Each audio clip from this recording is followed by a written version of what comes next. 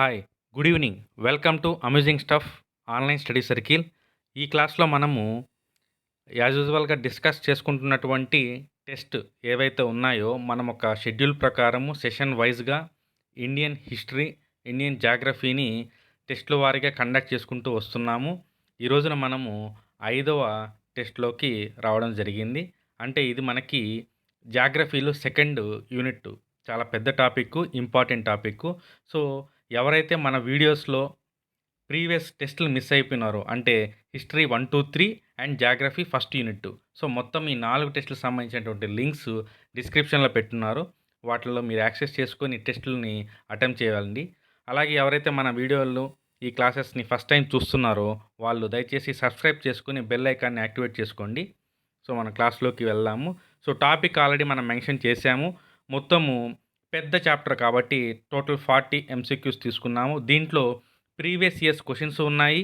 అలాగే rare questions, standard బుక్లోంచి తీసుకున్న questions అన్నీ కూడా ఉన్నాయి. ఎక్కువ యూస్ఫుల్ వచ్చేసి ఏపీపీఎస్సీ గ్రూప్స్ అండ్ ముఖ్యంగా అసిస్టెంట్ ఇంజనీర్స్ ఎవరైతే తొందరలో ఎగ్జామ్ రాయబోతున్నారో వాళ్ళకి ఇది చాలా మంచి బెటర్ ప్లాట్ఫామ్గా చెప్పుకోవచ్చు. ఎందుకంటే మనము కన్సిస్టెన్సీగా ఒక షెడ్యూల్ ప్రకారము క్వశ్చన్స్ సిలబస్ ఇచ్చేసి టెస్టులకి వెళ్తున్నాం కాబట్టి. సో ఈరోజు టాపిక్ కనుక మీరు చూస్తే structure and physiography of India. So 5వ తేదీ. సో ఫస్ట్ క్వశ్చన్కి మనం వెళ్దామండి. What is known as out post of peninsular plateau? అంటే ద్వీపకల్ప పీఠభూమి యొక్క అవుట్ పోస్ట్ అని చెప్పి దేన్ని పిలుస్తారు? ఫస్ట్ ఆల్మోస్ట్ ఒక 30 క్వశ్చన్స్ దాకా అనుకుంటాను. అన్నీ కూడా ప్రీవియస్ క్వశ్చన్స్ ఉన్నాయండి. సో మీరు క్వశ్చన్స్ రేర్గా ఉన్నాయి, టఫ్గా ఉన్నాయి అనుకుండా ఈ ప్రీవియస్ క్వశ్చన్స్ కాబట్టి ఎలా ఉన్నా యాక్సెప్ట్ చేసి తెలిస్తే చూడండి, లేదంటే వాటిని నోట్ చేసుకోండి, బెటర్గా ఉంటుంది.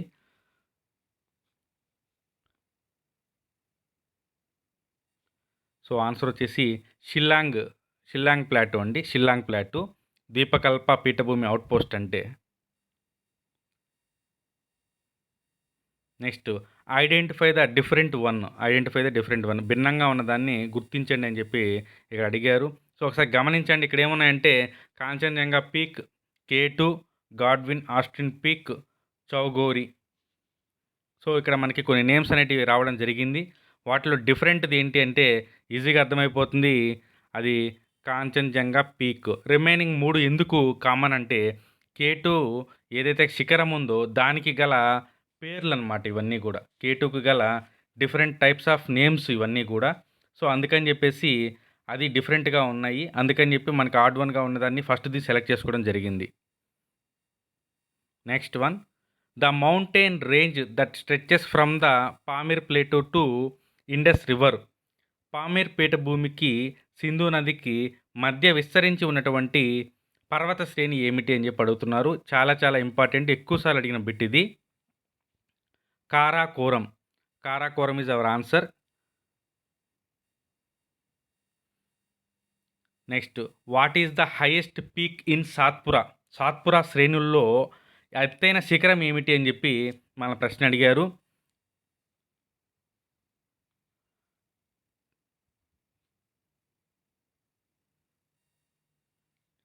ఆన్సర్ వచ్చేసి పంచమర్రి.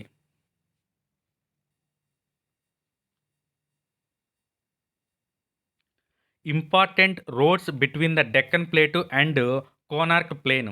దక్కన్ పీఠభూమికి మరియు కొంకన్ మైదానానికి మధ్య గల ముఖ్యమైనటువంటి దారులను గుర్తించండి.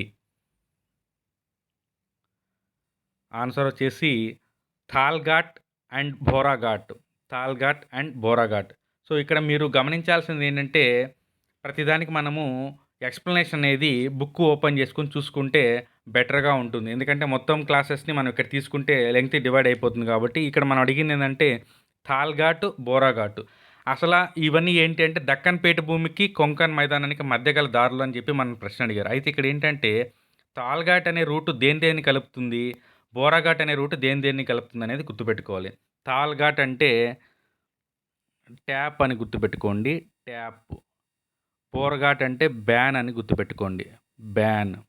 సో ఏంటి ట్యాపు, ఏంటి బ్యాను అంటే ట్యాప్ అంటే మనకి లాస్ట్లో పి అంటే పూణే అని వస్తుంది. So P for Pune. So Thalghat అనేది ముంబైని పూణేని కలుపుతుంది. బోర్ఘాట్ అనేది బ్యాన్, ఎన్ అంటే నాసిక్ అనమాట. సో, ముంబైని, నాసిక్‌ని కలుపుతుంది కాబట్టి మనం బోరాఘాట్ అంటాం అనమాట. ట్యాప్, బ్యాన్ అనేది గుర్తుపెట్టుకోండి. సో, అలా ఒక్కొక్క దాన్ని లింక్ చేసుకుంటూ వెళ్ళాలి మనము. Next, which of the following coastal states is also known as Coromandel coast? అంటే ఏ రాష్ట్ర తీరరేఖని కోరోమండల్ అని చెప్పి కూడా పిలవడం జరుగుతుంది. Very simple bit. Tamil Nadu. Tamil Nadu. So, ఇప్పుడు మీరేం జేయాలి? కేరళని ఏమంటారు? మహారాష్ట్రని ఏమంటారు? గుజరాత్‌ని ఏమంటారు? అనేది మీరు ఒకసారి ఐడెంటిఫై చేసుకోవాలి. లేకుంటే మాత్రము మనము దానికి సంబంధించి ప్లాన్‌గా చేసుకోలేం. అలాగే మీరు ఆ మైదానాల దగ్గరే బాబరు, టెరాయ్, బంగర్, ఖాదర్ అనేటువంటి కొన్ని పదాల్ని కూడా మనము డిస్కస్ చేసుకోవాల్సిన అవసరం ఉంది. లింక్ చేసుకోవాలి ఒకదాని నుంచి ఒకదానికి. Next, where is the Patkai Bum hills? Patkai Bum కొండలు అనేటివి ఎక్కడ ఉన్నాయి? అరుణాచల్ ప్రదేశ్‌లో ఇవి ఉన్నాయి. ఎందుకంటే కొన్ని కొండల్ని కొన్ని చోట్ల రకరకాల పేర్లతో పిలవడం జరుగుతూ ఉంది. సో, ఒక్కొక్క స్టేట్‌లో ఒక్కొక్క పేరు అనేది ఉంది కాబట్టి వాటిల్ని గుర్తుపెట్టుకోవాలి. ఉదాహరణకి జమ్మూలో గాని తీసుకున్నట్టయితే జమ్మూ కొండలని, ఉత్తరాఖండ్‌లో అయితే దుధ్వా కొండలని, అరుణాచల్ ప్రదేశ్‌లో అయితే ఇప్పుడు చూసినటువంటి పాట్కాయ్, డాప్లా, మిరియా ఇలాంటి కొన్ని పదాలనేటివి ఉపయోగిస్తూ ఉంటారు. Next, an example of ancient folded mountains in India? ప్రాచీనమైనటువంటి మృత పర్వతాలకి ఉదాహరణ ఏమిటి అని చెప్పి ప్రశ్న అడిగారు ఇక్కడ మనల్ని. ఆరావలి మరియు హిమాలయాలు. ఆరావలి మరియు హిమాలయాలు ఈ 2 కూడా.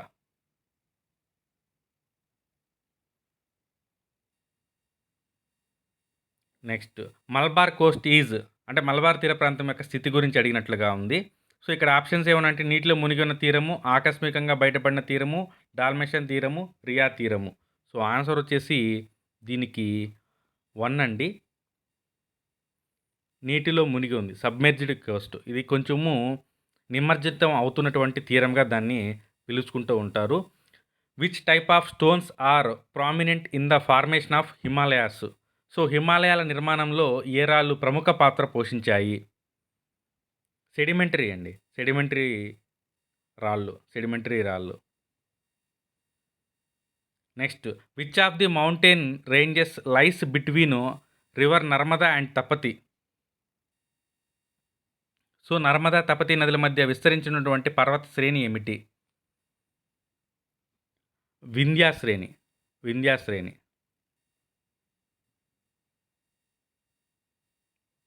Next, the highest peak of Aravalli mountains? Aravalli శ్రేణుల్లో ఎత్తైనది ఇందాక మనం సాత్పురా చూసాము, ఆరావలి చూస్తాం. అట్లా తూర్పు కనుమలు ఇలాగా ఎత్తైనటువంటి శ్రేణులన్నీ కూడా మీరు గుర్తుపెట్టుకోవాల్సిన అవసరం ఉంది.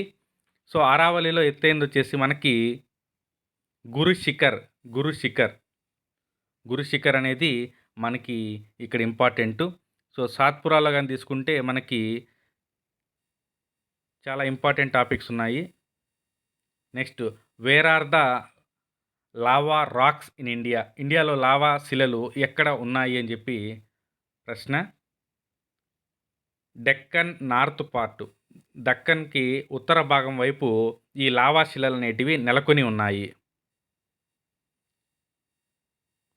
Next, which of the following is the oldest land structure in India? Very important. భారతదేశంలోని అతి ప్రాచీనమైనటువంటి భూ నిర్మాణం ఏమిటి? డెక్కన్ పీఠభూములు అనేటివి మన దేశంలోనే అత్యంత ప్రాచీనమైనటువంటి భూస్వరూపంగా మనం చెప్పుకోవచ్చు. Next, Malabar coast backwater is called? Malabar తీరపు బ్యాక్ వాటర్ని ఏమని పిలుస్తాము? కాయల్స్ అని చెప్పి మనం పిలుస్తాము. రెగ్యులర్ బిట్ ఇది, kayals. Next, which state is home to the Shevaroy mountains? Shevaroy పర్వతాల యొక్క నెలకొనేటువంటి రాష్ట్రం ఏమిటి అని చెప్పి ఇక్కడ ప్రశ్న ఉంది. షవరాయ్ పీఠభూములు లేదా షవరాయ్ పర్వతాలు అనేటివి తమిళనాడుకి సంబంధించినటువంటి కొండలన్నమాట. Tamil Nadu. Next which mountain range is also known as Sahyadri mountain range in the Indian subcontinent. భారతదేశ ద్వీపకల్పంలో ఏ పర్వత శ్రేణిని సహ్యాద్రి పర్వతాలు అని చెప్పి మనం పిలవడం జరుగుతుంది? ఆప్షన్స్: వెస్టర్న్ నీలగిరి, ఈస్టర్న్ సాత్పురా. పశ్చిమ కనుమలు వెస్టర్న్ ఘాట్స్ని మనము సహ్యాద్రి అని చెప్పి కూడా పిలవడం జరుగుతుంది. సో ఈ వెస్టర్న్ ఘాట్స్లో మనకి ఎత్తైంది ఏంటంటే అనైముడి. అనైముడి అనేది లొకేటెడ్ ఇన్ కేరళ. సో మహారాష్ట్రలో యాక్చువల్గా అయితే సహ్యాద్రి అని పిలుస్తారు వెస్టర్న్ ఘాట్స్ని మహారాష్ట్రలో. Next which state has the coldest place? Nainital. అంటే నైనిటాల్ అనేటువంటి ఒక శీతల ప్రదేశం నెలకొని ఉన్నటువంటి రాష్ట్రము Uttarakhand. Uttarakhand. The pass that connecting Pakistan and Afghanistan. పాకిస్తాన్ని ఆఫ్ఘనిస్తాన్ అనేటువంటి కలిపేటువంటి రహదారి అని చెప్పి ఇక్కడ అడుగుతున్నారు. ఖైబర్ పాస్. ఖైబర్ కనుమ. ఖైబర్ కనుమ ఏదైతే ఉందో అది రెండింటిని కూడా కలుపుతుంది. మనకి ఈ బోలాన్ అనేది కానీ తీసుకుంటే ఆఫ్ఘనిస్తాన్కి రిలేటెడ్గా ఉంటుంది. ఖైబర్ అనేది పాకిస్తాన్లోని పెషావర్ని ఆఫ్ఘనిస్తాన్లోని కాబూల్ని కలిపేటువంటి కనుమ. అంటే పూర్తిగా విదేశాల్లో ఉన్నటువంటి కనుమ ఇది. రిమైనింగ్ కనుమలు కానీ మనం తీసుకుంటే జమ్మూ కాశ్మీరు, హిమాచల్ ప్రదేశ్, ఉత్తరాంచల్, సిక్కిము, అరుణాచల్ ప్రదేశ్లో ఉన్నటువంటి కనుమల గురించి చాలా ఫోకస్ చేయాలి. రీసెంట్గా చైనాతో వస్తున్నటువంటి ఇష్యూస్లో నాతులా పాస్ ఏదైతే ఉందో దాని గురించి ఒకసారి బాగా లాస్ట్ టైం ఎగ్జామ్లో కూడా అడగడం జరిగింది. సో అందుకే అక్కడ ఉన్నటువంటి మహా అయితే ఒక 10 ఎన్నో ఉన్నాయి. ఆ కనుమలన్నీ కూడా రివైజ్ చేయండి. దేని నుంచి దేనికి కలుపుతుంది. ఫర్ ఎగ్జాంపుల్ మనకి బనిహల్ కనుమ అని చెప్పేసి మనకి జమ్మూ కాశ్మీర్లో ఉంటుంది. అది జమ్మూని శ్రీనగర్ని కలుపుతుంది. అక్కడే మనకి ఒక సొరంగం ఉంటుంది. ఆ సొరంగం పేరే జవహర్ టన్నెల్ అని చెప్పి అంటారు. సో ఇదంతా కూడా మీరు ఒకసారి రివైజ్ చేసుకోవాలి.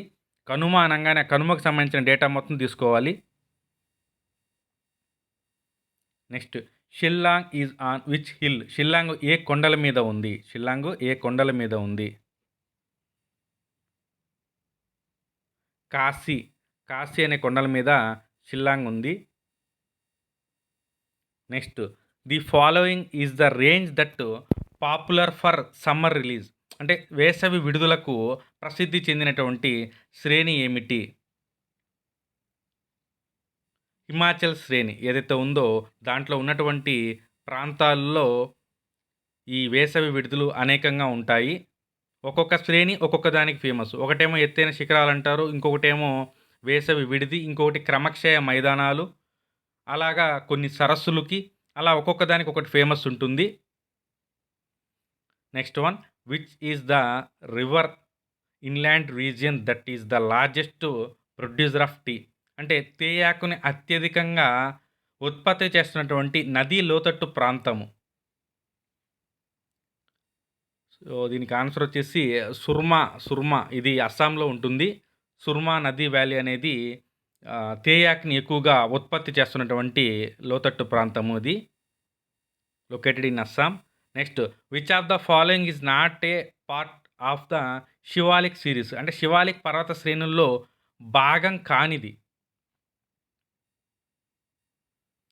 సింపుల్గా అర్థమైపోతుంది. ఎందుకంటే ఈ శవరాయ్ అనేది ఏమాత్రం హిమాలయాలకి సంబంధం లేనటువంటి ప్రాంతము. Shevaroy is located in Tamil Nadu state. That one is odd. So next question, 24th question. Doons extended between which of the following ranges? Doon అనేది ఏ శ్రేణుల మధ్య విస్తరించి ఉంది అని చెప్పి మనల్ని ఇక్కడ అడిగారు. So it is located in between Himadri and Himachal. Himadri and Himachal. Next which pass is called as the gateway of Srinagar? Srinagar gateway of Srinagar అని చెప్పి ఏ కనుమని పిలుస్తారు? Banihal Kanuma. Banihal Kanuma. Next which of the following is not part of peninsular plateau? అంటే ద్వీపకల్ప పీఠభూమిలో భాగం కానటువంటి దాన్ని కనుగొనండి అని చెప్పి చెప్పడం జరిగింది. ఆప్షన్స్ చూద్దాము. బోరాట్ ఇందాక కూడా చూసాము. కతియావర్ ఇది మనకి ఇటు సైడ్ ఉంటుంది గుజరాత్ కిందకి. నెక్స్ట్ షిల్లాంగ్ ఇటు సైడ్ నుంచి వస్తుంది మనకి. సో దీనికి ఆన్సర్ వచ్చేసి నన్ ఆఫ్ ది అబోవ్ అన్నీ కూడా దాంట్లోని భాగంగానే మనకి కనపడతాయి. దక్కన్ పీఠభూమి అనేది ఆల్మోస్ట్ ఒక 40% మొత్తాన్ని ఆక్యుపై చేసి ఉంటుంది.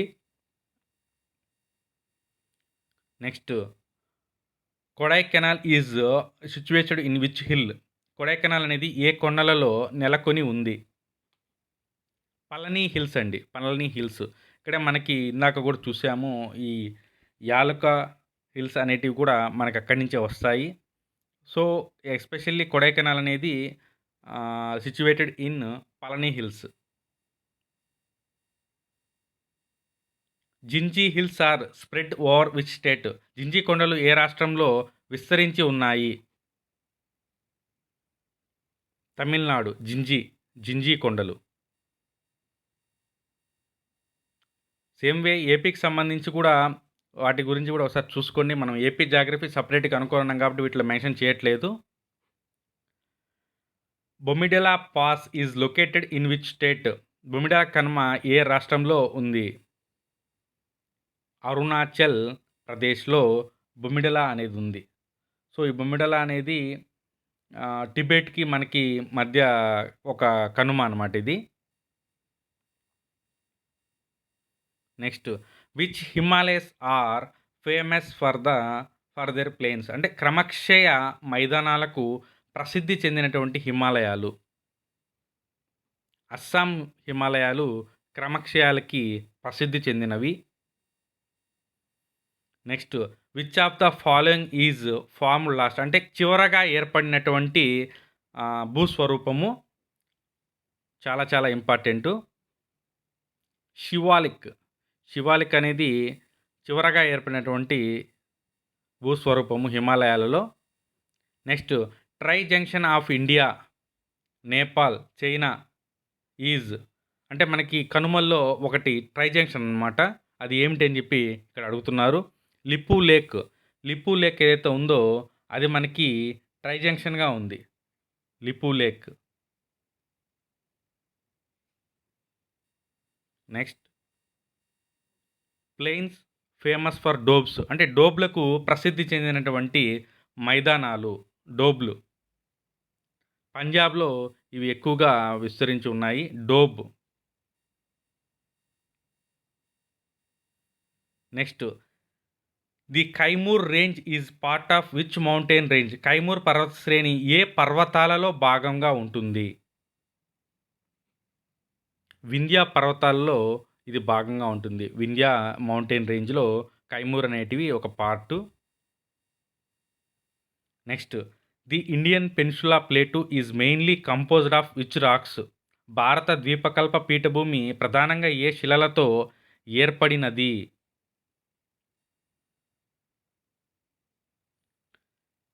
Cambrian rocks. Which mountain range separates north India, south India? రెండింటినీ కూడా వేరు చేసేటువంటి పర్వత వరుస. వింధ్యా సాత్పురా అనేటివి రెండింటిని కూడా డివైడ్ చేస్తుంది, వేరు చేస్తుంది, ఉత్తర భారతం దక్షిణ భారతం లాగా. Next the Himalayas which are covered with evergreen forest? అంటే ఏ హిమాలయాల్లో సతత హరిత శృంగాకార అడవులతో నిండి ఉన్నాయి అనేది ప్రశ్న.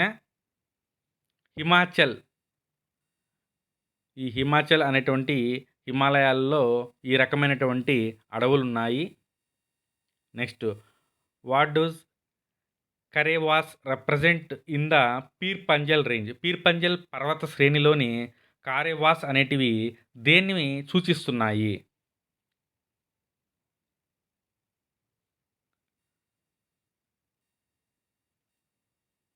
హిమనీ నదీ నిక్షేపాల వల్ల ఏర్పడినటువంటి సారవంతమైన మైదానాలు. Fertile plains formed by glacier river deposits.